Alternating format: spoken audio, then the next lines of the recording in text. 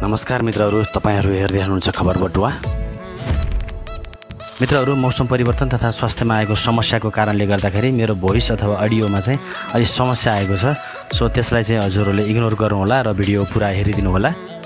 कुनै पनि डुप्लेक्स प्रिन्टरमा कहिलेकाहीँ आउने समस्या अथवा कुनै पनि पीडीएफ फाइलहरू चाहिँ हामीले बोथ साइड प्रिन्ट गर्न खोज्दाखेरि पेज सेटअपमा चाहिँ बोथ साइड चाहिँ सिलेक्ट गर्ने अप्सन चाहिँ सो नहुने अथवा प्रिन्ट गर्नको लागि चाहिँ पालो पेपरलाई फर्काइराख्नु पर्ने झन्झट खेप्नु परेको छ भने आजको यस भिडियो तपाईको लागि महत्त्वपूर्ण हुन सक्दछ।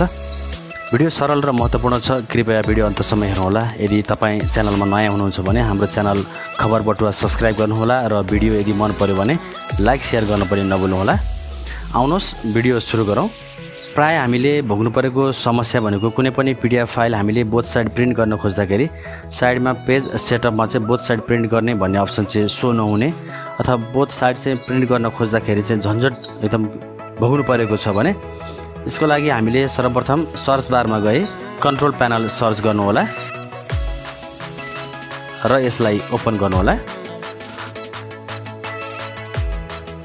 अब तपाईले डिभाइस एन्ड प्रिन्टरमा जानु होला र यस पेजमा तपाईले आफ्नो कम्प्युटरमा कनेक्ट भएको सबै डिभाइसहरु चाहिँ तपाईले देख्न सक्नुहुनेछ र जसमध्ये कुन प्रिन्टरबाट तपाईले प्रिन्ट गर्न खोज्नु भएको हो त्यो प्रिन्टर चाहिँ तपाईले सिलेक्ट गरेर त्यसमा चाहिँ जस्ट तपाईले सिलेक्ट गरी राइट क्लिक गर्नु होला र प्रिन्टर प्रपर्टिजमा तपाईले सिलेक्ट गर्नुपर्ने हुन्छ र प्रिन्टर प्रपर्टिजमा सिलेक्ट गर्नु होला। अब यस प्रकारको बक्स खुल्ने छ। यस बक्समा तपाईले यो दिएको अप्सन मध्ये लास्टमा रहेको चाहिँ डिभाइस सेटिङ तपाईले छनौट गर्नुपर्ने हुन्छ। जस्ट डिभाइस सेटिङ चाहिँ तपाईले सिलेक्ट गर्नु होला र यस प्रकारको अप्सन सो हुनेछ जसमध्ये हामीले अब इन्स्टलेबल अप्सनमा जानुपर्ने हुन्छ र जहाँ तपाईले डुप्लेक्स युनिट देख्न सक्नुहुनेछ। जस्ट त्यसमा तपाईले क्लिक गर्नु होला र त्यसमा क्लिक गर्ने बित्तिकै दुईवटा अप्सन सो हुनेछ। त्यसमा चाहिँ नट इन्स्टल्ड र इन्स्टल्ड तपाईले दुईवटा अप्सन मध्ये तपाईले चाहिँ इन्स्टल्ड अप्सन चाहिँ तपाईले सिलेक्ट गर्नु होला र तल देखाएको जुन एप्लाई बटन छ जस्ट त्यसमा चाहिँ तपाईले क्लिक गर्नु होला र ओके गर्नु होला।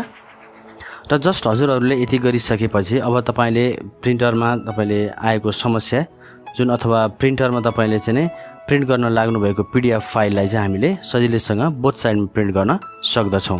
यसरी हामीले सजिलै डुप्लेक्स प्रिन्टरमा आएको समस्या बोथ साइड प्रिन्ट गर्नको लागि आएको समस्या चाहिँ हामीले सजिलै समाधान गर्न सक्दछौँ। तपाईलाई यो भिडियो कस्तो लाग्यो आफ्नो सल्लाह सुझाव अनि प्रतिक्रिया दिन नभुल्नुहोला। हस्त नमस्ते।